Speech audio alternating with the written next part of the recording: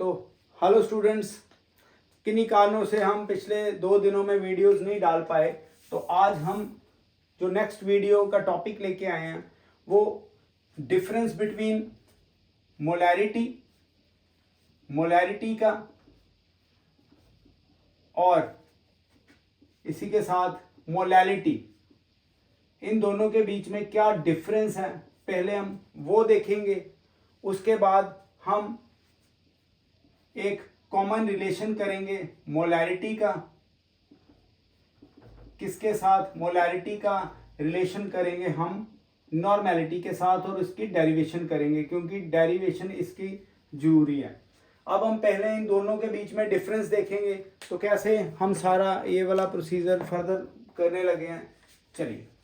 तो देखिए जी, हम इसमें अगर देखें तो पहला मोलैरिटी और मोलैलिटी, सबसे पहला पॉइंट तो ये इसमें फॉर्मूला देखिए आप मोलैरिटी का फॉर्मूला क्या है? It is W2/m2 into 10⁻³ upon volume of solution. अगर हमने लीटर लेना है यहाँ पे तो आप यहाँ पे 1 ले लीजिए। चलो, ये आ गया मोलैरिटी का फॉर्मूला। मोलैलिटी का फॉर्मूला देखिए, W2/m2 इंटू 10⁻³ अपॉन W1। अगर अब यहाँ पे 10⁻³ लेते हैं तो ये सेंटीमीटर क्यूब में आ जाएगा। तो जैसे यहाँ पे 10⁻³ है तो यहाँ भी आप ले लीजिए। अब इन दोनों के बीच में डिफरेंस किस तरह से है देखिए, अगर आप इन दोनों को बड़ा कीनली ऑब्जर्व करें तो इधर वॉल्यूम हमारे पास इधर आ रहा है वॉल्यूम, और यहाँ पे क्या आ रहा है? वेट किसका? Weight of solvent. और वेट ऑफ सॉल्वेंट हम इसमें कितना लेंगे? 1000 ग्राम या 1 kg। तो इन दोनों में डिफरेंस क्या है? Molarity is the number of moles of solute present in given volume of the solution. इसी तरह से मोलैलिटी क्या? It is the number of moles of solute present in the 1000 gram और 1 kg weight of the solvent. इन दोनों के बीच में एक तो फॉर्मूला का डिफरेंस देख लिया हमने। दूसरा, अगर आप देखें ये टेम्परेचर डिपेंडेंट है, ये टेम्परेचर डिपेंडेंट, ये टेम्परेचर पे डिपेंड करेगी क्वांटिटी। तो ये नॉट डिपेंड अपॉन टेम्परेचर, ये टेम्परेचर के ऊपर डिपेंड नहीं करती। ये दूसरा पॉइंट आपने याद रखना। और इसमें जो थर्ड पॉइंट आपने याद रखना है वो ये कि जो मोलैरिटी है, जितने भी सिरप होंगे, जितने भी सिरप्स हैं, वो इनके ऊपर मोलैरिटी डिपेंडेंट नहीं है। मतलब जितने भी सिरप होंगे मेडिसिन में वो मोलैरिटी के ऊपर डिपेंड नहीं करते, उनकी कॉन्सेंट्रेशन मोलैरिटी में एक्सप्रेस नहीं करते। बट सिरप की कॉन्सेंट्रेशन किसके ऊपर डिपेंड करती है? मोलैलिटी के ऊपर। मोलैलिटी के ऊपर इनकी कॉन्सेंट्रेशन डिपेंड करेगी सिरप की। तो इन दोनों के बीच में ये वाला डिफरेंस आ गया। यूनिट्स का भी नो डाउट डिफरेंस होगा। कैसे? इसके यूनिट्स क्या है? इसके यूनिट है मोल पर सेंटीमीटर क्यूब या मोल पर लीटर। बट इसके जो यूनिट्स आएंगे वो यूनिट्स क्या है मोलैलिटी के? मोल पर केजी या मोल पर ग्राम। तो इस तरह से ये वाले हमने डिफरेंस देख लिए मोलैरिटी और मोलैलिटी के। तो आगे फर्दर हम करेंगे relationship between normality and molarity.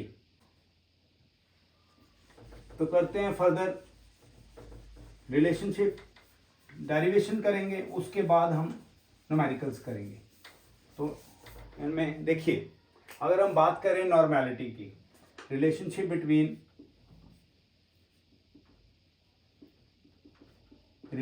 Between किनके बीच में? नॉर्मेलिटी एंड मोलैरिटी, इनके बीच में हमने डिफरेंस करना है। तो चलिए देखिए, अगर हम बात करें नॉर्मेलिटी की, normality is equal to W2 upon equivalent mass किसका, सॉल्यूट का, into 1 by volume of solution, इसमें लीटर्स में, volume of solution in litres. अगर इसको थोड़ा सा सिंप्लीफाई करें तो ये इस तरह से आएगा, W2 upon equivalent mass of इसका सॉल्यूट का 2 आ गया into 1 by volume, volume litre में है, इसको ले लीजिए आप 1। अब मोलारिटी, मोलारिटी का formula W2 upon molecular mass of solute into 1 by volume, ये भी आप वॉल्यूम लीटर में लीजिए, तो इसको लीजिए आप 2। अब आप इनको डिवाइड कर दीजिए, किस तरह से, डिवाइडिंग 1 बाय 2, एक को 2 से डिवाइड करिए, क्या आएगा, normality by molarity is equal to W2 over E2 into W2 M2, और ये तो कैंसल्ड आउट ही हो जाएंगी, फाइन। अब इसका आगे क्या आएगा, देखिए यहाँ पे W2 और W2 भी कैंसल्ड आउट हो गया, तो क्या बच गया, M2 by equivalent mass, molecular mass of solute upon equivalent mass. तो अब N by M is equal to M2 E2, ये आ गया। अगर आप देखें molecular mass divided by equivalent mass, अगर हम इक्वलेंट मास को और ओपन करें तो ये आएगा मॉलिक्यूलर मास, ये E2 is molecular mass of solute over valency factor over N factor, N factor, तो इसका क्या आ जाएगा हमारे पास, देखिए चेक करिए, M2 into N factor over M2, तो ये कैंसल्ड आउट हो गए। अब ओवरऑल हमारे पास ये रिलेशन क्या निकल के आया, N by M is equal to, देखिए 1 यहाँ पे आएगा N फैक्टर, N फैक्टर, तो normality is equal to N factor, N factor मैंने आपको सिखाए हैं पूरी तरह से निकालने, तो ये हमारे पास रिलेशन आ गया, normality is equal to molarity product of N factor, या ये कह सकते हैं molarity multiply with the N factor. N factor किसी का भी हो सकता है, N फैक्टर हमने निकाला है, H पॉजिटिव भी हो सकता है, N फैक्टर हाइड्रोक्सिल आयन भी हो सकता है, N फैक्टर पॉजिटिव चार्ज भी हो सकता है, और N फैक्टर हमारे पास कंपाउंड का अगर हम देखें तो इसको हम वैलेंसी फैक्टर भी बोलते हैं, इट इज वैलेंसी फैक्टर। तो इस तरह से ये वाला नॉर्मेलिटी और मोलैरिटी के बीच में रिलेशन हमने देख लिया, आपने ये समझ के चलना है। और अभी हम इसका न्यूमेरिकल करेंगे, तो किस तरह से सारा चलना है एक बार फोकस करते रहिए। अब हम इनका न्यूमेरिकल देखेंगे, तो वो कैसे, देखिए है तो बड़ा famous he numerical, what will be the normality, हमें बच्चों नॉर्मेलिटी जो है वो निकालनी है for a solution of sulphuric acid with 0.2 m value. जो 0.2 m सोल्यूशन है वो किसका सोल्यूशन है, ये सल्फ्यूरिक एसिड का, उसकी हमने नॉर्मेलिटी निकालनी है। तो बड़ा सिंपल आपने प्रोसीजर करना है। देखिए हमने नॉर्मेलिटी निकालनी है, नॉर्मेलिटी, और हमें मोलैरिटी गिवन है, मोलैरिटी कितनी 0.2 m, ये मोलैरिटी गिवन है, किसकी निकालनी है, H2SO4 की। तो H2SO4 ये एक एसिड है, इसका N फैक्टर कितना है, अगर आप ढंग से लेक्चर्स देखें तो आपको ये पता लग जाएगा कि जो इसका सल्फ्यूरिक एसिड का N फैक्टर है वो हमने प्रीवियस वीडियोस में किया है। तो इसका N फैक्टर कितना बच्चों, ये आ गया 2। अब नॉर्मेलिटी का फार्मूला लगा लीजिए, normality is equal to N factor into molarity. n factor into molarity. तो आइए n फैक्टर कितना है जी 2 इंटू मोलैरिटी कितनी है 2 इंटू 10⁻⁻1। तो हमारे पास आंसर कितना आ गया 4 इंटू 10⁻⁻1, मतलब हमारे पास जो नॉर्मेलिटी आ गई वो 0.4 n आ गई। तो इस तरह से आपने करना है। हमने जो नॉर्मेलिटी है उसकी कंप्लीट डिस्कशन की है। आज हमने इनमें डिफरेंस भी देख ली और कंपैरिजन रिलेशन सब कुछ कर लिया। अब आपको जो यहाँ पे एक मैं इन सभी कंसंट्रेशन टर्म्स का ओवरव्यू देके और इनकी डिपेंडेंस बता देते हैं। देखिए हमने मोलैरिटी की है, मोलैरिटी का फार्मूला W2/m2। मैं एकदम सभी फार्मूलाज एक बार लिख दूं ताकि आपको कोई दिक्कत ना आए। ये सेंटीमीटर क्यूब ये आ गया। इसी तरह से मोलैरिटी का दूसरा फार्मूला W2/m2 इंटू 1/वॉल्यूम, वॉल्यूम किस में बचा लीटर्स में, ये आ गया जी मोलैरिटी का सेगमेंट।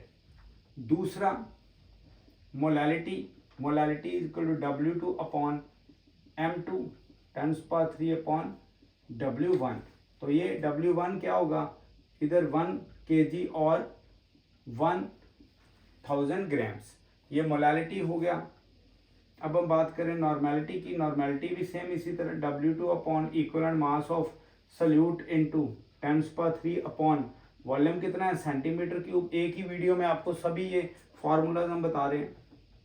W2/E2 या गया 1/वॉल्यूम किसमें जी लीटर में। तो ये तो बेसिक जो कंसंट्रेशन टर्म्स है, इसमें बस एक चीज आप ऐड कर लीजिए उसमें ये कि जो फोर्थ फार्मूला इक्विवेलेंट मास का मैं आपको बता दूं। इक्विवेलेंट मास का फार्मूला मॉलिक्यूलर मास जिसका भी होगा ओवर हमारे पास वैलेंसी फैक्टर, हमारे पास वैलेंसी फैक्टर। तो ये सारे फार्मूलाज हैं। अब हम एक चीज और बता दें, देखिए इसमें वॉल्यूम है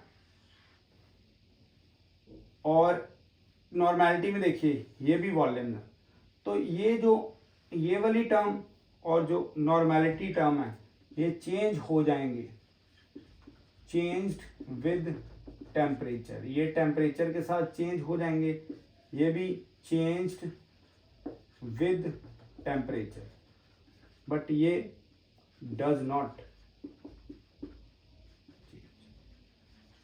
विद टी, ये टेम्परेचर के साथ चेंज नहीं होगा।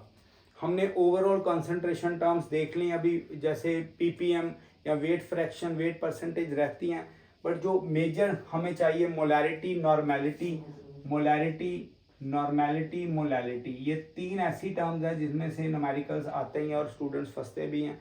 मैं आपको देखिए अब डेली जो तो अपना पेपर वाली वीडियो है जिसमें हम क्या न्यूमेरिकल सॉल्व करते हैं वो डाल रहा हूँ, आप देखिए और ढंग से समझिए। और सेकंड लिख लिख के करना है आपने, और न्यूमेरिकल प्रॉब्लम्स को सॉल्व करना है। एनसीईआरटी को पूरी तरह से कहते हैं ना कि अच्छी तरह से खा जाइए, चाट जाइए, जैसे भी एनसीईआरटी का एक एक न्यूमेरिकल आपको आना चाहिए। उसके बाद आपने और भी बहुत बुक्स हैं मार्केट में, वो करिए जो हम आपको जो इस संडे काफ़ी सारे जो न्यूमेरिकल्स देंगे अनसॉल्व्ड। उसके बाद आप जब एक बार 3 दिन ले लीजिएगा, जैसे वेडनेसडे तक, हम थर्सडे को उसके सारे सॉल्यूशंस आपको यहाँ पे बता देंगे वीडियो में। तो आप देखते रहिए और पढ़ते रहिए, हो सके तो वीडियो शेयर करते रहिए। Thank you.